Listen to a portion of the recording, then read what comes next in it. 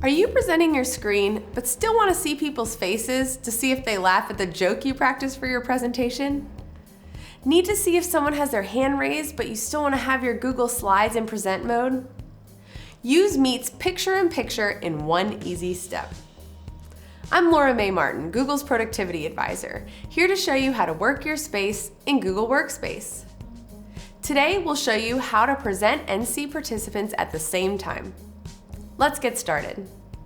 In a Meet call where you're presenting, first share your screen to the call. Then, back in the call, click on the three dots, Open Picture-in-Picture.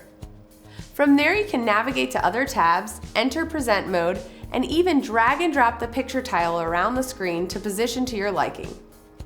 Quickly click on the tile to return back to the tab if you want to see all participants or stop screen sharing.